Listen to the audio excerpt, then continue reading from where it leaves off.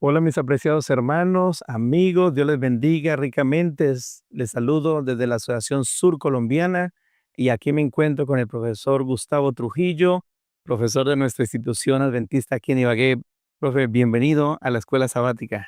Gracias, pastor. Muchas gracias por la invitación. Un saludo cordial y un abrazo fraternal para todos los hermanos y amigos que semanalmente siguen la programación del repaso de la lección.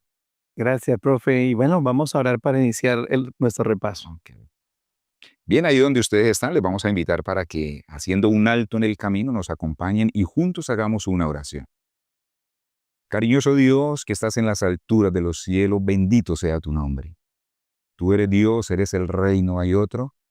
Damos a tu nombre el honor, la honra, la gloria y el poder. Ahora, Señor, nos disponemos a repasar la lección de esta semana y queremos que dirija nuestras mentes y pensamientos. Por sobre todas las cosas, Señor, ayúdanos a comprometernos contigo y permite así que el poder de tu palabra pueda impactar nuestros corazones. Agradecidos contigo, oramos en el sublime nombre de nuestro Señor Jesucristo. Amén. Amén, amén. Muchas gracias, profe. Y bueno, mis hermanos, continuamos con el estudio de esta maravillosa lección, cómo estudiar la profecía bíblica. Y bueno, nos han dado lecciones maravillosas y la lección número 8 en los Salmos, esa primera parte, la cual vamos a estudiar.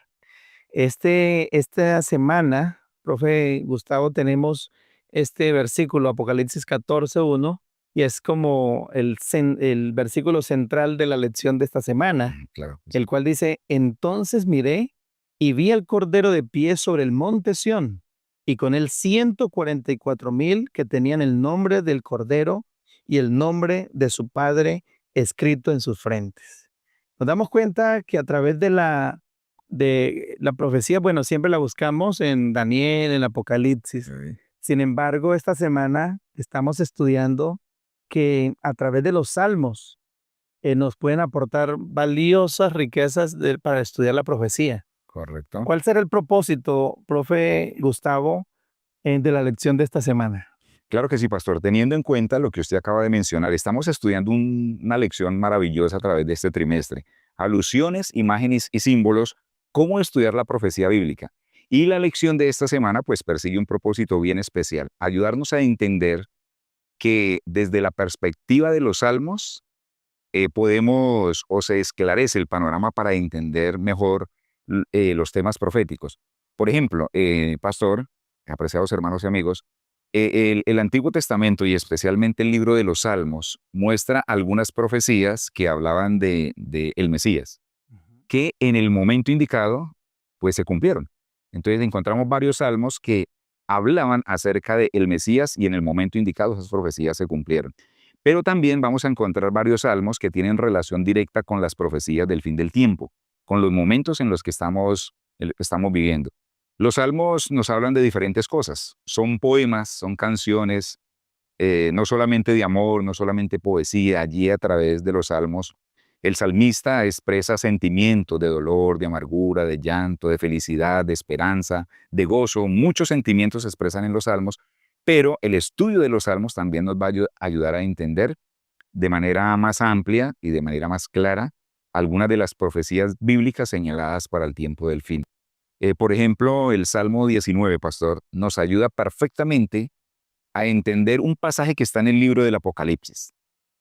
Y es Apocalipsis capítulo 1, versículo 7. Ese es un pasaje muy conocido que dice: He aquí que viene con las nubes y todo ojo le verá. Ok. Y los que le traspasaron y todos los linajes de la tierra harán lamentación por él, sí, amén. A veces teniendo clases bíblicas, pastor, queridos hermanos y amigos, surge la pregunta y me han dicho: hermano Gustavo, ¿cómo es que todo ojo lo va a ver? Si la tierra es redonda, Jesús viene por el oriente, dice la Biblia y el Espíritu profecía. Y si a este lado estamos de día y al otro lado están de noche, entonces ¿cómo es eso que todo ojo lo va a ver? A ver. Bueno, el Salmo capítulo 19 da la respuesta a esa pregunta. Nos ayuda a entender, por ejemplo, Apocalipsis capítulo 1 y versículo 7, y les invitamos para que ustedes lo repasen en casa. Así que el propósito de esta semana vamos a mirar cómo vamos a estudiar algunos salmos que nos van a ayudar a entender de manera más clara la perspectiva bíblica de las profecías. Excelente, profe Gustavo. Me alegra mucho y me gusta esa introducción a nuestra lección de esta semana. Y bueno, esta semana estamos estudiando a Jesús como nuestro sumo sacerdote también, ¿no? Ok. El libro de Hebreos 9, 11 al 15 presenta a Cristo como nuestro sacerdote, nuestro sumo sacerdote. Pero ¿cómo logra los salmos, profe, eh, nos ayudan a entender esa figura de Jesús como nuestro sumo sacerdote? Claro, es una figura muy especial. Nosotros como adventistas del séptimo día tenemos una doctrina, bueno, yo digo tenemos porque entre todos los credos, quienes más estudiamos la profecía del santuario, somos nosotros como adventistas del séptimo día y tenemos una gran riqueza allí. Esa profecía o ese tema, esa doctrina del santuario, tiene en su contenido profecías para el tiempo del fin como esta. Nosotros sabemos que es una realidad el santuario celestial. Y esta parte de la lección nos recordaba cómo por allá en Éxodo a Moisés se le ordenó construir el templo. Y no fue Moisés quien diseñó el templo, fue Dios. Le dijo, vas a levantar, vas a erigir el templo de esta y de esta manera. Le mostró el diseño. Y para poder entender la figura de Jesús como nuestro sumo sacerdote, debemos en el Antiguo Testamento estudiar el tema del santuario. Y ahí vamos a entender la figura de Jesús como sacerdote. Pero como en estos momentos, como parte de las profecías del tiempo del fin, sabemos que en el templo, en el santuario celestial, hoy Jesús intercede por nosotros ante el Padre como nuestro sumo sacerdote. El libro de los Salmos también nos ayuda a entender esto. Y entonces la lección allí nos cita, por ejemplo, el Salmo 22. Hay unas palabras muy, muy bonitas allí cuando el, el rey David, cuando escribe este salmo, dice, yo me gocé y me alegré con los que me decían, a la casa de Jehová iremos. Salmo 122. Salmo 122 dice allí el salmista eso. Entonces, este salmo, cuando lo leemos todo detenidamente, cuando lo comparamos con Hebreos, que es el texto que usted mencionó, pastor, y que está allí en la lección, nos ayuda a entender esa figura de Jesús como nuestro sumo sacerdote. Es realmente maravilloso porque en el libro, por ejemplo, de Apocalipsis, estamos estudiando las profecías, Apocalipsis capítulo 1, creo que es el versículo 6, dice que Dios, por medio de los méritos de Jesús, o mejor Jesús, quiere hacernos para su Padre reyes y sacerdotes. O sea, Amén. Jesús por sus méritos nos quiere llevar a su nivel, convertirnos en sacerdotes. Y esto es realmente maravilloso. Por eso el salmista dice, me gocé con los que me decían, a la casa de Jehová iremos. Y saben, pastor, que hace días atrás, cuando el mundo estaba puesto en Roma por el tema de la elección del nuevo papa, eso sucedió exactamente el 8 de mayo. Me escribió, me envió un mensaje de WhatsApp un amigo que es pastor evangélico de una iglesia evangélica, no es adventista. Y él me dijo, Gustavo, estoy aquí con mi familia sentado siguiendo en vivo y en directo el tema de la elección del nuevo papa. Y me sorprendí porque el nuevo papa es el que puso Donald Trump, el candidato Donald Trump. Y me decía este pastor evangélico, me decía, Gustavo, eso está escrito.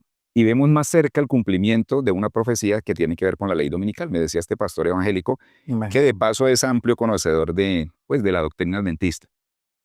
Y yo le respondí, yo le dije, sí, pastor, es verdad lo que usted dice, eso significa que estamos más cerca de nuestro hogar. Amén. Pronto nos iremos al santuario. Y es lo que expresa allí. Vamos a tener de cerca, de frente a nuestro sumo sacerdote. Hoy intercede por nosotros, pero lo vamos a mirar de cerca. Entonces los salmos nos ayudan también a entender esta perspectiva de Jesús como nuestro sumo sacerdote, que intercede por nosotros y que por sus méritos somos salvos. Amén, amén, así es.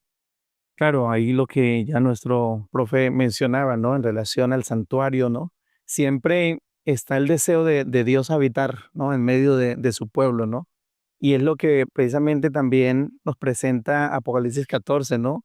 Ya el pueblo de Dios estando en presencia de Cristo, ¿no? Cristo, Obviamente del Padre, ¿no? Entonces, qué bueno también hoy, como dice el Salmo 122, alegrarnos para ir a la casa de nuestro Padre. Cuando nos alistamos a la iglesia es como la antesala de Sí. también poder estar en la presencia de Dios, ¿no? Claro. Estar en su presencia y encontrarnos con nuestro sumo sacerdote, Cristo Jesús. Bien, esta semana también al estudiar el Apocalipsis 14 nos habla acerca del monte Sión. Ok. Figura muy bonita. Esa es la figura. Y también el Salmo presenta, el Salmo 15, el Salmo 24, nos habla de una pregunta siempre constante. ¿Quién estará en ese monte, no? En ese monte de Sión. Y se presenta a los redimidos sobre un monte, sobre el monte de Sión, ¿no? Apocalipsis 14 presenta a los redimidos allí. ¿Qué relación tiene nuestro profe Gustavo el Salmo 15 y el Salmo 24 con Apocalipsis 14:1? Claro que sí, hay una relación directa y me parece maravillosa esta lección, pastor, porque es que los salmos definitivamente nos ayudan, es una herramienta bíblica que nos van a ayudar a entender estos temas bíblicos. Y podemos hacer un paralelo, ¿no? Podemos hacer un cuadro comparativo, lo que usted menciona, pastor, entre el Salmo 15, el Salmo 24 y Apocalipsis capítulo 14, pues aquí en esta parte de la lección se citan los versos del 1 al 5. Hay una pregunta muy, muy importante en esos dos salmos, Salmos 15 y Salmo 24, y la pregunta es, Señor, ¿quién habitará en tu santo monte? Cuando la Biblia habla del santo monte de Dios, de Sión es el nombre, Sión. Sí, Bueno, en la tierra, Sión se refiere al monte Moria, en la tierra. Pero en la Biblia realmente Sión es el mismo cielo, es el trono de Dios. Y entonces hay una figura muy especial porque en Apocalipsis 14 vemos al Cordero, que ya habíamos estudiado en lecciones pasadas, la figura del Cordero, gracias a Génesis y gracias al Antiguo Testamento podemos entender la figura del Cordero. Ahora en Apocalipsis 14 nuevamente aparece la figura del Cordero. Está en pie en el monte de Sión, o sea, en el mismo cielo, delante del trono de Dios, rodeado de los redimidos, que aparecen aquí como 144,000. Tienen el nombre del Cordero y del Padre escrito en sus frentes. Y si seguimos leyendo allí el pasaje, muestra las características. Dice, no se contaminaron con mujeres, pues son vírgenes. Siguen al Cordero por donde quiera que va, y en sus bocas no fue hallada mentira. Ahora, esos son los que tengan esas características, van a estar en el trono de Dios. Es la pregunta precisamente que formula Salmo 15 y 22. Señor, ¿quién estará en tu santo monte? ¿Quién estará delante de tu presencia? Y comienza a describir el que busca la justicia, el que hace la paz, unas características especiales. Entonces vemos cómo estos dos capítulos con Apocalipsis 14 son paralelos. Nos muestran las características de quienes tendremos la oportunidad de estar sobre el trono, sobre el monte de Sión, al lado del Cordero. Esto es realmente especial. Anhelamos, yo creo que todos anhelamos estar en el monte de Sión, en el Amén. reino de los cielos. Y se hace la pregunta, ¿quién estará allá? Y luego responde quiénes estarán allá. Y eso me hace pensar en lo siguiente, pastor. A veces nosotros preguntamos, cuando predicamos, le preguntamos a la iglesia, ¿cuál es nuestra meta? Y generalmente solemos decir que nuestra meta es el reino de los cielos. Pero analicemos detenidamente el Salmo. El Salmo dice, ¿quién estará allá? O sea, ¿quién recibirá el trofeo de la vida eterna? ¿Quién dirá, soy salvo, estoy de pie sobre el monte de Sión? Me dice, el que primero cumpla estas características. O sea, nosotros recibiremos el trofeo de la vida eterna. La vida eterna es el trofeo, es el regalo, es la medalla de oro. Pero para poder recibir el trofeo debemos cruzar la meta. Si no cruzamos la meta, no hay trofeo. La meta, en resumidas palabras, para traer a colación lo que dice el Salmo, es llegar a ser semejantes a Jesús. Porque cuando el salmista dice, ¿quién estará en tu santo monte? Usted me dice el de manos limpias, el de corazón. Y todas esas características, pues las encontramos en Jesús. Así que nuestra meta es llegar a ser semejantes a Jesús. ¿Cuál es el premio que recibiremos por llegar a ser semejantes a Jesús? Bueno, la vida eterna, estar en el monte de Sión. Entonces vemos la relación directa que hay entre estos dos salmos. Salmo 15, Salmo 24 hace la pregunta, pero el mismo Salmo responde. Y Apocalipsis 14 pues ya nos muestra al Cordero rodeado de los redimidos, de los 144,000 sellados, con unas características especiales que hay allí. Y entonces pues ahí nosotros nos miramos, pastor, nos hacemos un autoexamen, nos comparamos con las características de los 144,000 sellados, con las características del Salmo 15 y 24. Y bueno, pues lo menos que podemos hacer es desanimarnos porque somos pecadores, estamos llenos de defectos, nuestro carácter está manchado por el pecado, pero ahí debemos aferrarnos a la justicia divina. Amén. Por los méritos de Jesús somos salvos. No somos salvos por lo que nosotros hagamos, sino por lo que Él ya hizo por nosotros. Amén. Así que confiemos en los méritos de Jesús, confiemos que todo lo que Jesús hizo para salvar a la humanidad es completo y es perfecto para salvarnos. Así que no nos miremos a nosotros mismos, miremos a Jesús. En Él está la esperanza de nuestra salvación. Ahí en Cristo es que tenemos nuestra plena seguridad de estar allí, ¿no? Claro, no Y hay otra esperanza. precisamente mi hermano Gustavo esta semana nos habla acerca también de la ley de nuestros corazones.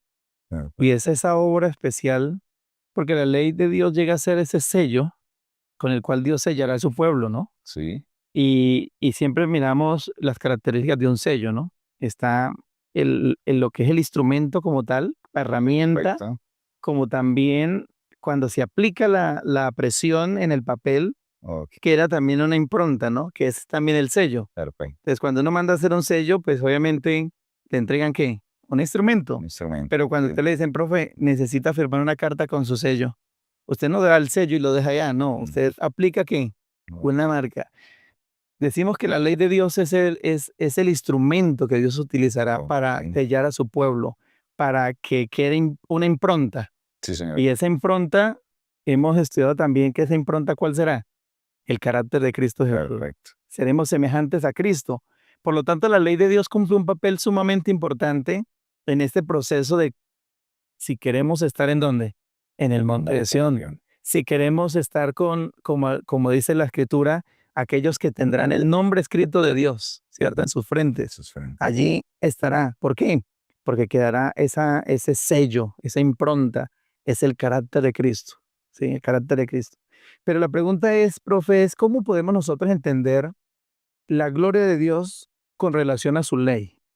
Ok. Son dos cosas importantes que no podemos separar. Y esta parte de la lección nos recordaba ya en Éxodo 33, cuando Dios le pide a Moisés que le deje ver su gloria. Realmente lo que Moisés le estaba pidiendo a Dios era que le dejara ver la cara, el rostro. El rostro. Y Dios le dijo, no puedo porque si usted ve mi cara se muere. No hay hombre que pueda ver mi rostro y permanezca vivo. No es el choque de la santidad con el pecado nuestro. Entonces Dios en su misericordia le dijo a Moisés, está bien, ve, allá hay una grieta entre la montaña, yo lo voy a meter al fondo, allá donde esté oscurito, y fuera de eso voy a taparlo con mi mano, yo voy a pasar y usted solamente me va a ver un pedacito de la espalda. Pero realmente lo que Moisés le pidió a Dios es que le dejara ver la cara, el rostro. Tenemos esa esperanza, ¿no? La Biblia nos lo promete, vamos a volver a ver a Dios. Por ahora, bueno, nos conformamos y la fe nos hace verlo de manera especial y sentirlo en nuestros corazones. No vamos a Dios, pero lo sentimos. Hoy no lo vemos por causa del pecado, pero lo sentimos en nuestras vidas. Y entonces hay una relación directa entre la gloria de Dios y su santa ley. Porque es que la gloria de Dios no solamente es su rostro, tiene que ver con su nombre. El nombre de Dios es la gloria, es su gloria. Pero el nombre de Dios, si nos vamos más profundamente, en esencia lo que Dios es, esa es la gloria de Dios, o sea, su carácter. Lo que usted decía ahorita, pastor, Dios quiere poner una impronta en nosotros, o sea, que mi carácter sea semejante al de Jesús. Esa es la meta de nosotros para poder recibir el premio. Entonces, vemos que en la profundidad, el carácter de Dios es el amor. La Biblia lo dice claramente, el que no ama no ha conocido a Dios porque Dios es amor. La Biblia no dice Dios tiene amor, la Biblia dice Dios es amor. Amor. Ese es el carácter de Dios, esa es realmente la gloria de Dios. Está en su nombre, que representa el amor, y el amor o el carácter de Dios está manifestado en su ley. No podemos nosotros llegar a ser semejantes a Jesús si quitamos la ley del plan de salvación, porque es que la única manera de no manchar nuestras vestiduras, nuestro carácter, es obedeciendo los mandamientos. Porque lo contrario que es, la violación a la ley es pecado y el pecado mancha. Jeremías dice 2:22, aunque te laves con lejía y amontones jabón sobre tu cabeza, la mancha de tu pecado. Lo que mancha nuestro carácter es el pecado. Si queremos que nuestras vestiduras permanezcan limpias, la única manera de que permanezcan limpias, no mancharlas, pues es obedeciendo los mandamientos. Lo contrario es pecado y el pecado mancha. Así que vemos aquí una relación directa entre la ley de Dios y su carácter, que está manifestado en la ley. De hecho, por eso es que Satanás se ha empeñado tanto en pisotear la ley de Dios, porque él es consciente de que refleja el carácter. Lo que realmente Satanás quiere pisotear es el carácter de Dios. ¿Cómo lo hace? Tratando de pisotear su santa ley.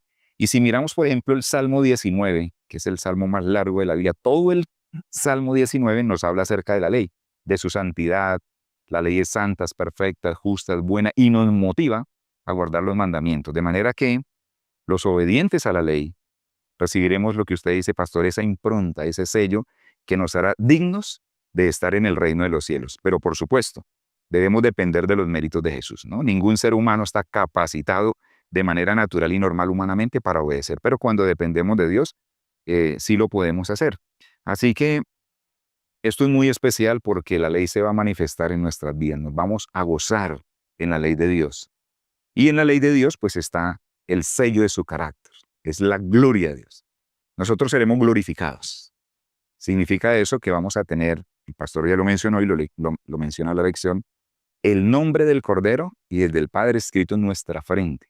¿Qué significa eso? Que vamos a tener un carácter semejante al de Jesús. Pero muy importante, es desde aquí que debemos empezar a modelar eso. Bueno, y por la gracia de Dios, como le dijimos hace un momento, eso puede llegar a ser posible en nuestras vidas. No podemos entonces, pastor, apreciados hermanos y amigos, separar la ley del plan de salvación, no la podemos quitar de allí. Esperamos ver la gloria de Dios, la gloria de Dios está manifestada en su ley y debemos apropiarnos, familiarizarnos de los 10 mandamientos. Amén, amén.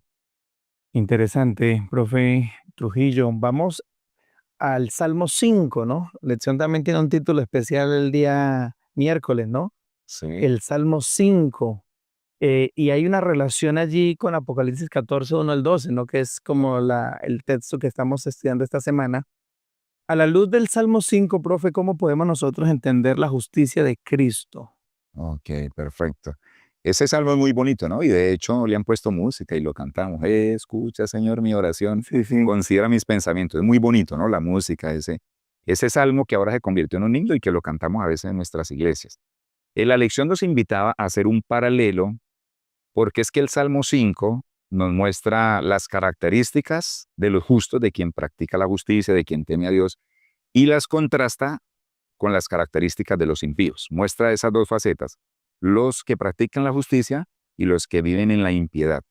Eso dice el Salmo 5. Apocalipsis capítulo 14, versículo 1 al 12, nos muestra también las características que tendrán los que estarán de pie junto al Cordero en el monte de Sión, en el reino de los cielos. Y el Salmo 5 muestra algo especial. Finalmente nos dice que quienes practican la impiedad no van a estar allá. Y eso es especial, ¿no? O sea, eso es importante. Repito, el Salmo 5 hace un contraste entre los justos y los impíos, y luego dice que los impíos no estarán allá. Los que practican la justicia por la gracia de Dios, entonces sí podremos estar allí. Hay una relación directa. Entonces miremos cómo Salmos, en este caso, nos ayuda a entender el mensaje aplicado en Apocalipsis capítulo 14. Hay una relación directa entre el Salmo y la profecía del Apocalipsis, que de hecho es una profecía para este tiempo. Entonces, la lección a menudo de esta semana nos viene recordando eso. Anhelamos el reino de los cielos, anhelamos la vida eterna, nos gozaremos estar en el santuario celestial, en el monte de Sión. Bueno, el Salmo 5 dice quiénes estarán allá y quiénes no.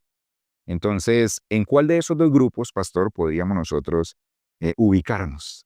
¿Sí? Sin duda que nosotros queremos estar entre los contados como justos, manifestar las características que se mencionan allí, vivir en la gloria de Dios y, bueno, finalmente poder recibir la recompensa. Amén. Hay algo que menciona el Salmo 5, profe, y es, bueno, esa relación, no, esa distinción, ¿no? Entre los justos y pecadores, ¿no? Pecadores. Y esa relación que tiene con Apocalipsis 14, pero hay una parte donde menciona el salmista en el versículo 7, dice, mas yo por la abundancia de tu misericordia entraré en tu casa. A mí me llama mucho la atención esa frase, ¿no? Claro. Porque hemos visto, ¿no? El salmista siempre pregunta, bueno, ¿quién va a estar allí? Se habla acerca de aquellos malos que no habitarán con Dios en el cielo. Dice, el malo no habitará junto a ti, dice. Los insensatos no estarán delante de tus ojos. En Apocalipsis 14 se presenta entonces ese grupo de personas que estarán ante el trono de Dios, estarán con el nombre del Padre, el nombre del Cordero, pero también hay una clave allí. O sea, ¿quién estará? No. ¿Sí? Y realmente entenderemos toda la eternidad que el día que estemos allí en el cielo es por gracia de Dios, por su misericordia. Y el salmista claramente dice, mas yo por la abundancia de tu misericordia entraré en tu casa. Ninguno de los que estemos en el monte Sión, allí entre los 144,000, podríamos decir, yo tengo más mérito que usted. Okay. ¿Sí? O no, yo fui el pastor, no, yo fui el anciano, no, yo fui el director de tal. Nadie. Todos Claro. miraremos y nos miraremos sabiendo que estamos por la misericordia de Dios allí, Perfecto, por la gracia de por Dios. la gracia de Dios. Así que vamos a ir en la recta final de nuestro repaso, porque la lección finaliza con algo muy importante, ¿no? Algo muy lindo es en relación a la obra que Dios quiere hacer en nuestro corazón. Claro. ¿Sí? Porque realmente ningún pecador, ninguna persona sucia, pecadora, que se complazca del mal, va a entrar. Ya lo ha dicho y se ha presentado en los salmos, no podemos entrar así, ¿cierto? Sin embargo, vemos algo especial en la obra que Dios quiere hacer en nosotros. La vemos en la experiencia de Isaías, ¿sí?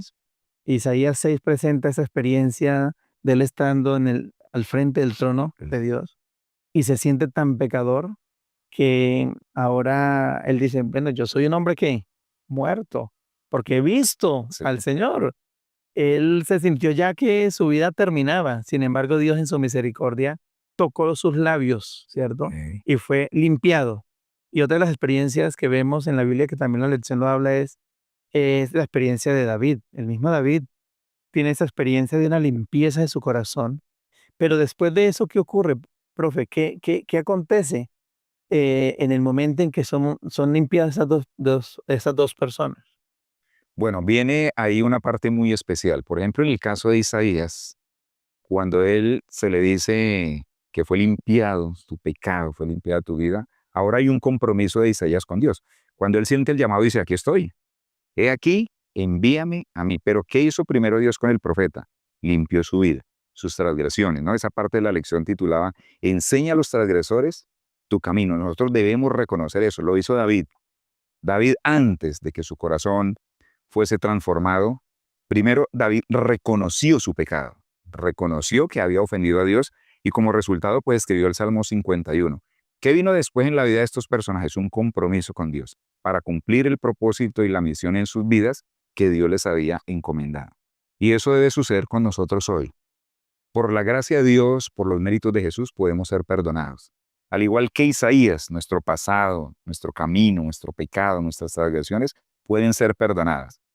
Pero una vez sintamos el privilegio y la paz del perdón, debemos seguir ese ejemplo, comprometernos con Dios. Amén. Porque es que el mensaje de los tres ángeles que está justamente en Apocalipsis 14 nos compromete a nosotros, quienes hemos llegado a vivir en la recta final del gran conflicto entre el bien y el mal, que somos cada uno de nosotros.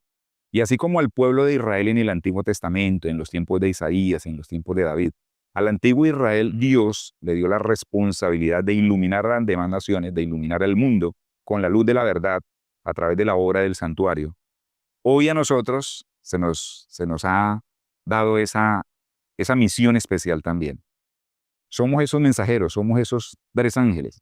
Ese mensaje lo debemos llevar nosotros al mundo. El mundo debe saber que el juicio, bueno, ya empezó, pero ahora vas a terminar, ya casi termina el juicio y el mundo debe saberlo. Está contenido en ese mensaje, que Babilonia ha caído y que bueno, y que pronto surgirá en el mundo algo que se llama la marca de la bestia y como adventistas conocemos todo esto. Esos mensajes contenidos ahí en Apocalipsis 14, en el mensaje de los tres ángeles, ¿quiénes son los responsables de llevarlos al mundo? Nosotros. Pero para que nuestro mensaje sea efectivo, debe pasar lo mismo que sucedió con Isaías y con David. Debe haber un arrepentimiento sincero de nuestra parte y debemos vivir esa experiencia. Y ahí volvemos a retomar la ley. El mismo capítulo 14 de Apocalipsis que estudiamos durante esta semana, en el versículo 12 nos dice, aquí está la paciencia de los santos. Guardan los mandamientos de Dios y tienen la fe de Jesús. Vemos la relación directa. Eh, Otros pasajes del Apocalipsis, al relacionarlos con Salmos, Apocalipsis nos dice por ahí en un pasaje, y los perros estarán fuera, y los hechiceros, los adúlteros, y en fin, y hay una lista que cuando yo la leo y la resumo, sencillamente puedo decir, los que no guardan los mandamientos de Dios son los que no van a estar allá. Los que lavaron sus vestiduras, ¿cómo las podemos lavar? Obedeciendo los mandamientos de Dios. No hay otra forma. Entonces, eso que sucedió en el carácter, en la vida del profeta Isaías, lo que sucedió en David, y después vemos unas vidas completamente transformadas al servicio de Dios, debe suceder hoy con nosotros. Tenemos como remanente fiel una gran responsabilidad delante de Dios y ante el mundo. Somos el remanente que debe decirle al mundo a voz de trompeta que Cristo muy pronto va a regresar. Pero nuestro mensaje, reitero, será más efectivo si, al igual que Isaías y David, experimentamos en nuestra vida un sincero arrepentimiento. Por la gracia de Dios, eso es posible. Y cuando la gracia de Dios llene nuestras vidas y nos capacite, nos vamos a levantar con poder y bueno, cumpliremos esa misión que Dios nos ha encomendado, pastor. Amén, amén. Qué enseñanza tan maravillosa, profe Gustavo. Y nos damos cuenta, bueno, aquí presenta la lección estas dos experiencias, ¿no? La de Isaías Ok. con el salmista David, ¿no? Pero vemos que siempre ocurre, ¿no? Dios espera cuando somos perdonados, somos limpiados, hay un servicio especial. Claro. Nos damos cuenta en el caso, no está en la lección, pero para argumentar un poco, la mujer adúltera, ¿no? Sí. Va a Jesús, ahorra todo un año, podríamos decir, compra un perfume y lo derrama a los pies de Jesús. Para muchos fue de derroche, ¿cierto? Para otros dirían, ven a esta mujer, ¿por qué gasta todo esto allí?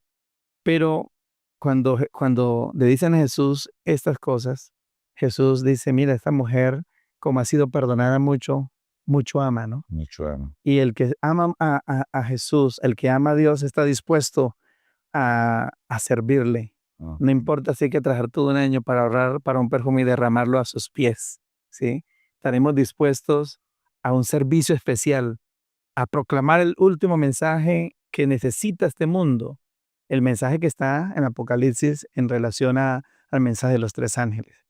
Pero también hay otra experiencia, en la del apóstol Pedro, cuando ok. niega a Jesús y después de la resurrección se encuentra con Jesús a la orilla del mar. Sí, del mar. ¿Y qué le dice Jesús? ¿Me amas? Sí, Señor, yo te amo. Apacienta mis ovejas, apacienta mis corderos.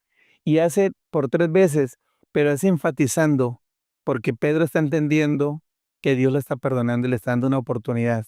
Y esas oportunidades que Dios nos da, mis hermanos, es con el fin de que nosotros podamos cumplir la misión de Cristo. Claro. La misión de Pedro era apacentar la grey, cuidar de las ovejitas del Señor. Y cada uno de nosotros, hermanos, tenemos un mensaje que dar, que proclamar al mundo. Y el Señor quiere que lo hagamos de esta manera, así como el salmista dijo, y enseñaré a los transgresores tus caminos, y los pecadores se van a convertir a tus pies. Así que es la manera que Dios quiere hacer en nosotros, una transformación para que podamos estar no solamente solos nosotros, sino con muchos en el reino de los cielos. Profe, terminamos en este momento nuestro repaso, pero quisiera escuchar una conclusión, 2 conclusiones en relación a esta lección de esta semana. Claro que sí, apreciados amigos y hermanos. Entonces, tengamos en cuenta a la luz de lo que hemos estudiado en esta hermosa lección titulada En los Salmos. Bueno, la primera parte, luego vendrá la segunda parte. Tenemos una gran responsabilidad delante de Dios. Todos nosotros somos pecadores, no tenemos méritos, pero en Jesús sí hay méritos. Y Él, por su gracia maravillosa, nos va a capacitar, nos va a dar las características que nos permitirán estar en pie sobre el monte de Sión en el reino de los cielos junto al Cordero. La gracia de Jesús, solamente la gracia de Jesús nos va a dar el poder y la capacidad para cumplir la responsabilidad que hoy tenemos de llevar el Evangelio a todo el mundo. Y bueno, el Señor nos va a capacitar, porque solo por sus méritos, solo por su gracia, esa es nuestra esperanza. En Jesús está nuestra esperanza, solamente en Él. Las señales de los tiempos se están cumpliendo y nos dicen a voz de trompeta, nos hablan del inminente regreso de Jesús.